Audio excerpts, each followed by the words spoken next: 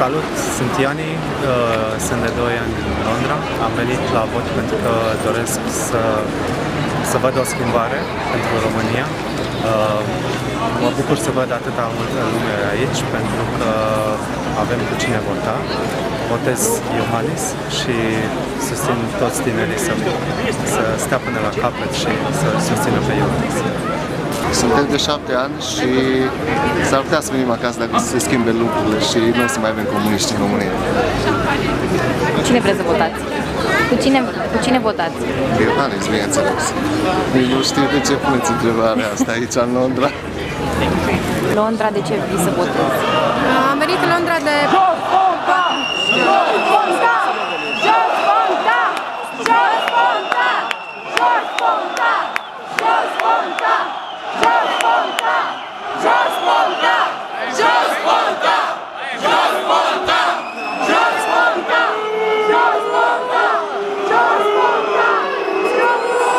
Așa, Mary. Așa. Am venit în Londra de 4 ani și câteva luni și am decis să vin să votez pentru prima oară în viața mea pentru că e cazul. Și pentru că cred că Iohannis ar putea face o schimbare, pentru că îmi place ce a făcut din Sibiu și avem nevoie să ne trezim un pic. Trebuie să ne trezim. Vrei să te întorci în țară? Sunt tentată să spun de mine cine câștigă prezidențiatul ăsta. Însă, da, probabil mă voi întoarce cândva. S-a întâmplat ceva interesant de când ești la coadă? De cât timp ești la coadă? Sunt la coadă de 4 ore și între timp s-a pierdut o ștampilă care a fost găsită miraculos. Tot felul de întâmplări, protestanți, oameni care sunt de foarte multe ori aici și ca și noi, o organizare foarte, foarte proastă. Dar măcar se pare că vom putea vota, spre o deosebire de data trecută când nu am reușit. Așa că e un pas înainte. Sper. Ai un mesaj pentru cei de acasă? Da, am un mesaj pentru cei de acasă. Klaus Iohannis președinte. 9 luni în Londra. Aș vrea să se schimbe multe la noi. Sunt plecat de 16 ani din țară. Da, aș întoarce oricând acasă. Nu, chiar. Așteptați de mult la coadă? Da, de la 9:30. Și cât? Cred că este, nu știu, 3? Cred că 3. Bine să țin. 2 fără 10. 2 fără 10. Mai rămâneți? Rămân, cu siguranță. Aș vrea să cred că pot vota astăzi. N-ai.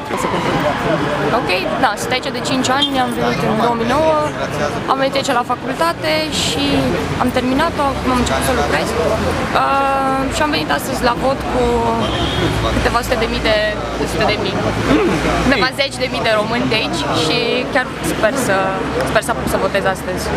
În turul întâi am votat în Barcelona, am avut noroc să fiu în excursie acolo și chiar am apucat să votez super dimineață. Și na, sper să apuc și astăzi.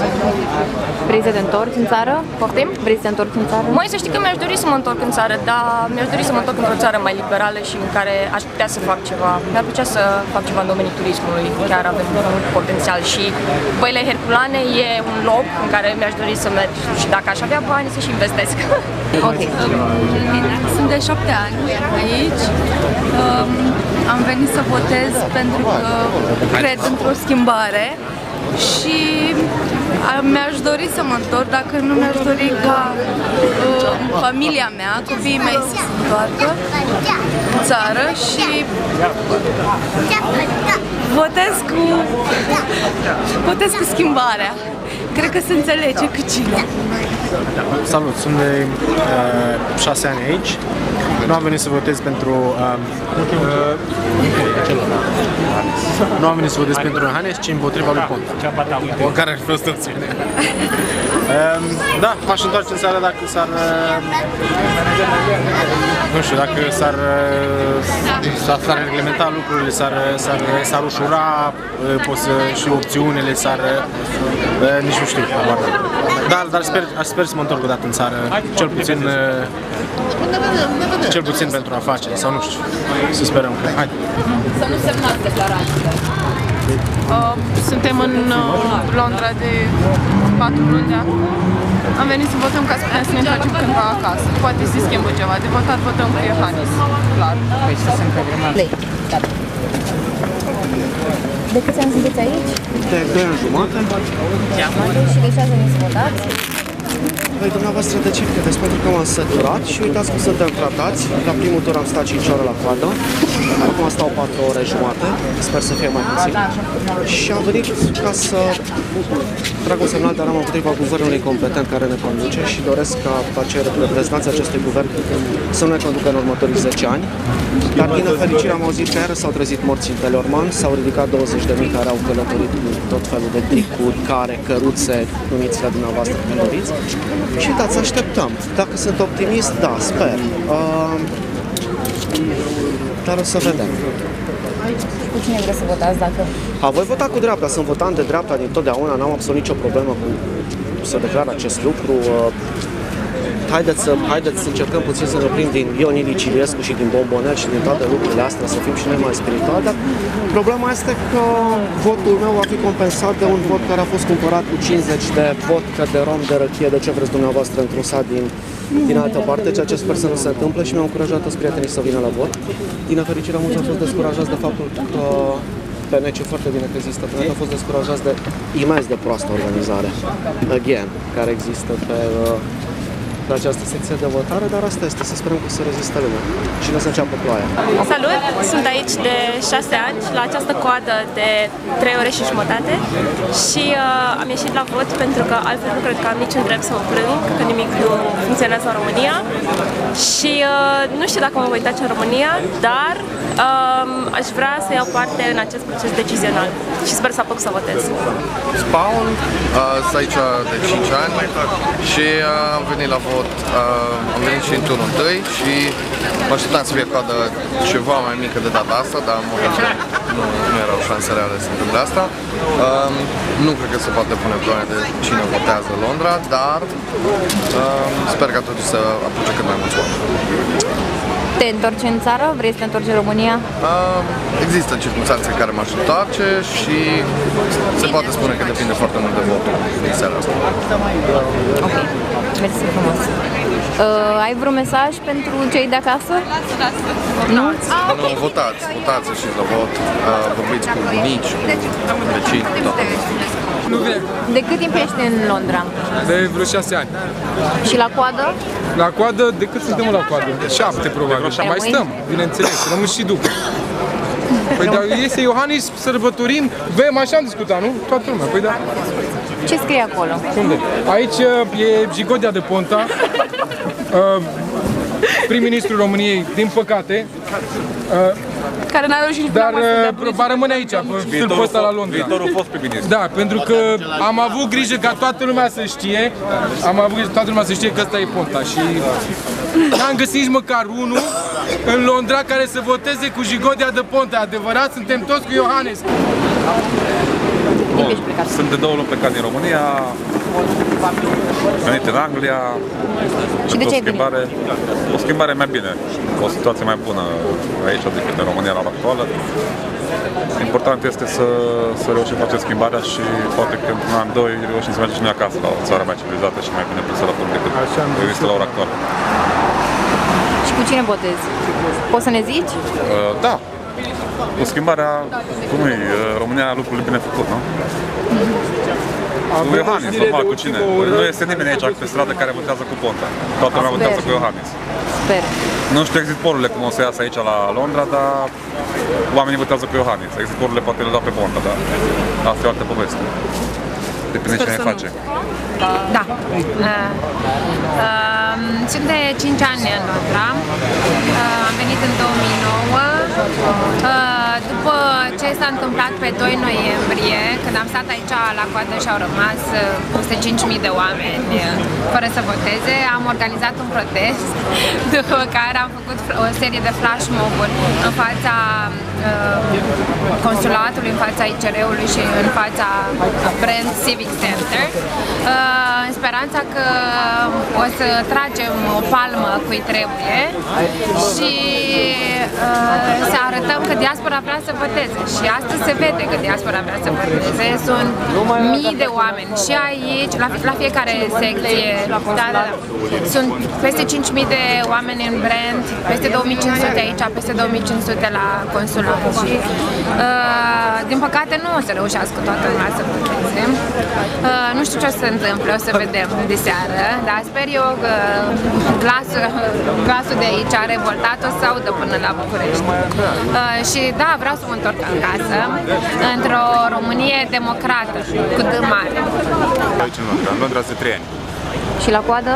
De aproape 6 ore de la 9. Și mai ai răbdare, mai stai?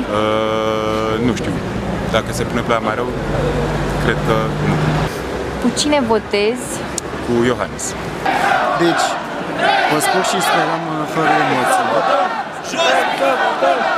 Am vrut să votez articolul 36 din Constituție și mi-exprim părerea asta fiind președintele de la Oxford Romanian Society și avem un grup destul de mare de tineri, în general studenți, care s-au simțit destul de insultați când au fost catalogați drept dușmanii țării, deși nu au plecat ca să denigreze România, au plecat ca să studieze la o universitate de renume. Și am venit aici să votăm. Am venit aici să votăm, mi s-a părut o chestie foarte importantă să ne exercităm dreptul constituțional, articolul 36 din Constituție, care, după părerea noastră, nu e o lozincă. Eu personal am venit la 8:20 dimineața, adică atunci am ajuns, că am plecat din Oxford mult mai devreme și am stat 6 ore ca să votez și mi s-a părut un pic cam josnic față de noi să stăm atât de mult într-o zi care ar fi putut să fie liberă și nu neapărat pentru noi, pentru niște oameni care chiar muncesc și mai rău.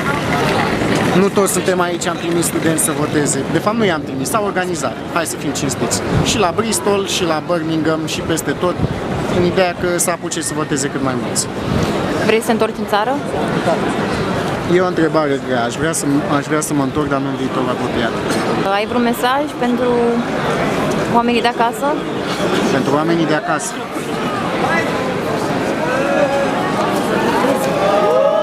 Nu, filmează acolo, ăsta e mesajul meu. Oamenii ăștia așteaptă la coadă. Oamenii ăștia așteaptă la coadă ca să-și exercite un drept al omului, recunoscut și de Uniunea Europeană și de Constituția României, de absolut toată lumea. Mi se pare aiurea că trebuie să stea la coadă.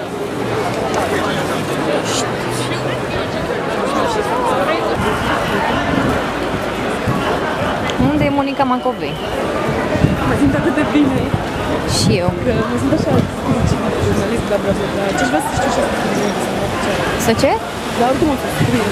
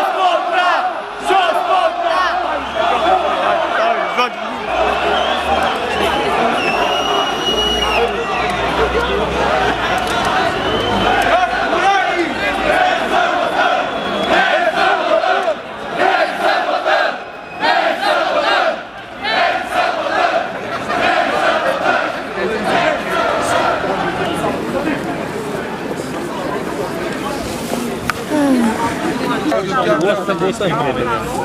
O să votăm. Mâine, poimine o să votăm. Să vorbim despre oamenii care sunt dar eu sunt mai spate. acolo când acolo. Dar am venit ca să prind ora 9, nu să votez și să plec. Puteam să vin și eu la 8 aici. Cred că o să prindem ora 12.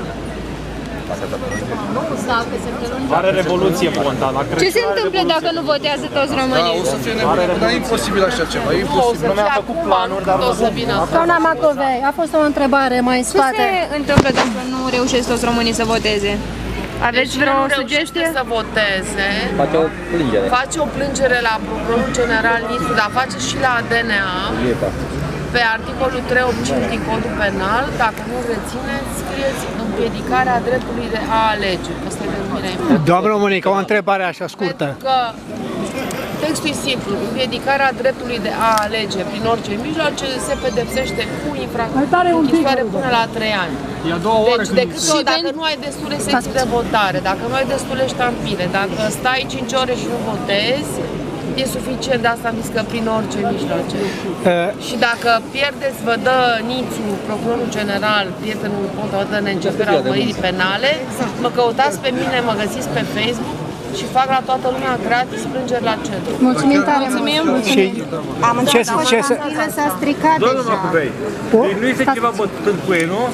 Deci cineva nu știe cine o să fie președintele nostru, cineva nu o să-și bată jocul de voturile noastre, cineva nu o să-și bată jocul de faptul că noi suntem aici de la ora 9 dimineața. Ceva se poate face, nu? Eu am spus pentru cei care nu apucă să voteze. Cineva nu să... Pentru mine este o problemă și dacă stau 6 ore și votez. Dar nu trebuie să stau 6 ore. Eu pot să stau și 10 ore, dar vreau să votez. O altă întrebare în afara alegerii. Se poate prelungi programul de votare de la... Nu. Am cerut, se poate, dacă Becu ne aprobă, da. Becu sau Ponta? Acum 2 săptămâni. Nu, Becu. Doamna Monica. Becu e Ponta. Exact. Deja a pus apă în cerneală să mă susțin. Doamna Monica. Trebuia ca să fiți președintele nostru, doamna Macovei. Serios, trebuia ca să fiți președintele nostru. Doamna Monica, o întrebare așa suplimentară. Ce este cu bugetul? Trebuie să se termine ieri, să se încheie bugetul de stat, da? Ce, frate? Care e situația cu el? În afara legii acum. Nu s-a făcut. Bugetul. Bugetul pentru 2015. Trebuia să fie terminat ieri. Care e situația? Și n-a fost terminat, dar se încalcă legea. Și ce măsuri se ia asupra?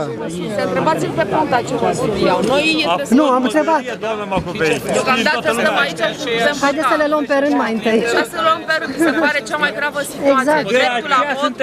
Dreptul la vot este libertate. Asta înseamnă. Da, de acord, așa este. Concluzie, mulțumim mult că sunteți la Mulțumim tare aici mult. pentru că ne-am dat seama Mai că votăm am fost astăzi. trași în seapă ca ultimii creieri.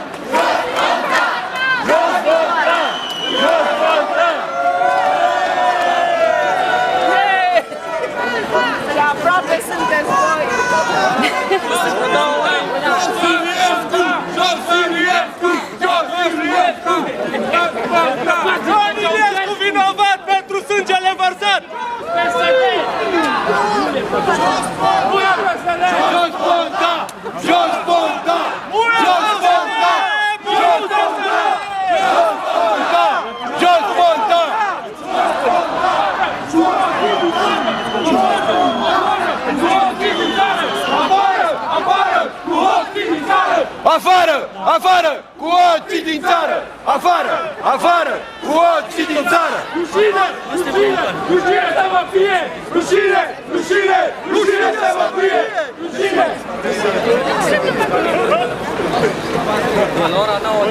Țară, țară, vrem votanți! Doamna Monica, trebuie să facem ceva să putem să votăm. Nu se mai poate. Mai departe la coadă. Sângele vărsat! știu că ați postat să prelungească, să prelungească. Sunt aici de 12 ani. Să vă fie! Și mergem înapoi la Că România se trezește. Doamna Monica, dumneavoastră trebuia să fiți în turul 2. Pentru altceva decât... Ați votat în turul? Da, normal, normal. Și sunt cu dânsa. Numai ea o să ne scape de hoții ăștia.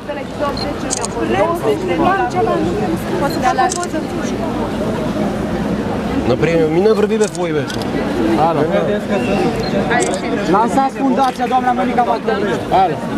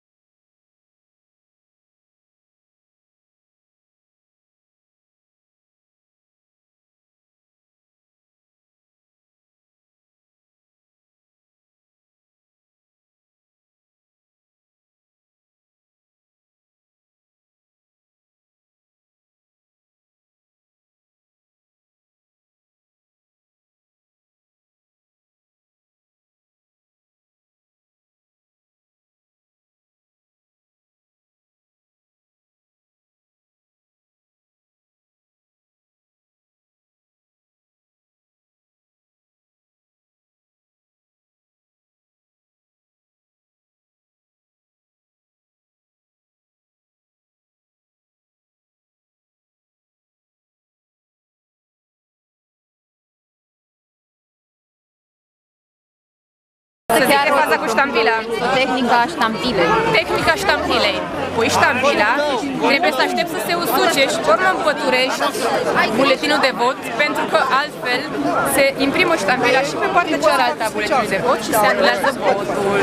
Și e bine pentru vot, da? Pentru că toți aici vorbim și corect. Mai reziști? Da. De la ce ore? 7 ore, de la 9:30. Nu plec de aici până când nu votez. Dacă, Doamne ferește, se închide secția de votare, o să depun plângere la DNA pentru că nu ne-am putut exercita dreptul de a vota. Vrei să te întorci în țară? Nu. Și de ce ai venit la vot? Și de ce am venit la vot? Pentru că vreau o schimbare pentru prieteni, familie și așa mai departe. Nu vreau să fie conduși de unii care, nu știu, le impun chestii cu aia, nu cu aia, nu cu aia. Plus că Iohannis ce-a făcut din Sibiu, clar. Mai are sens să întreb cu cine votezi? Nu, Iohannis, clar. Jos Ponta! Jos Ponta! Jos Ponta! Jos Ponta! Jos Ponta! Jos Ponta! Jos Ponta! Jos Ponta! Haide, 1, 2, 3 și sus, Iohannis! Sus! Acum este de...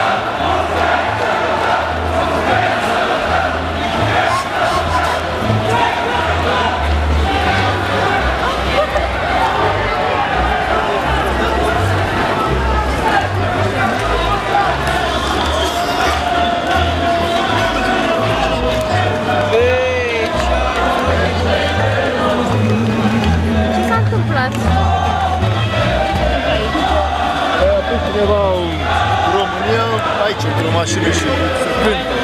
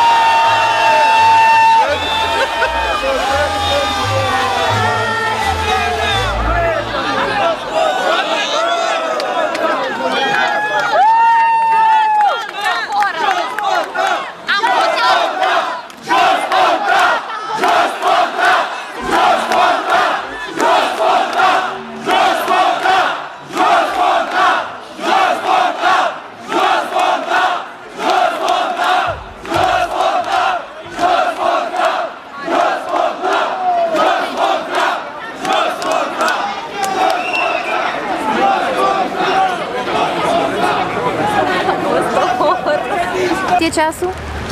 Ceasul este... Stai un pic. Este 6 și 10 și 12 minute. Nu am multă baterie. Am ieșit doar să prindem coada. Da, da, doar eu cu Alexandra. Restul au rămas la statuie. Hai, ceau, fii atent.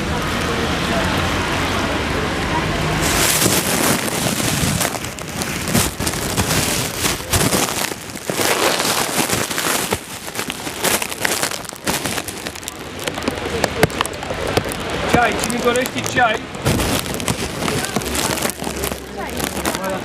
Mai multe persoane. Ceai, cine vrea să... Păi și de unde l-am? Ești aici, uitați acolo. Ești de la ICR? Am luat mai multe pahare. Ești de la ICR? Nu, eu sunt la o fundație, voluntar la o fundație care se numește My Romania Group. Ok. Și inițiativa din partea voastră cu ceaiul mi se pare foarte drăguț. Da, felicitări. Nu știu exact a cui exact este, dar e o inițiativă ca să ajutăm oamenii să stea cât mai mult la rând. Încercăm să distribuim umbrele, saci pentru ca oamenii să acoperi cât de cât, să stea cât mai mult. Văd că după ala am știut că se miște, dar nu știu. Foarte frumos, felicitări. Felicitări. Dacă vreți, mă pot legitima, dacă sunteți la oficial sau vreți să știți cine sunt. Nu, vroiam să știm cine face gesturi drăguțe. Da, mai mulți suntem voluntari, adunați, oameni cu oameni și din politică, și din administrații, și din privat, și din orice. Ne-am adunat să ajutăm cu rândul ăsta, cu bani. Suntem distribuiți pe 3 distributari aici, Brent Cross, Wembley. Brent Cross din Wembley, Sorry. de la, cum se cheamă, de la ambasadă, de la Kensington, de la consulat. Foarte frumos. Dacă doriți ceai... Credeți că vor vota? Nu, mulțumesc. Nu, mersi frumos. Credeți că vor vota și cei de aici? Să sperăm. Eu sunt aici ca să votez ultimul. Deci să mă asigur că toată lumea votează și votez și eu, dar... Că nouă ne-au luat vreo 7 ore de aici până am ajuns în casă. 8 ore. Cred și îmi pare rău. Nu e vina dumneavoastră.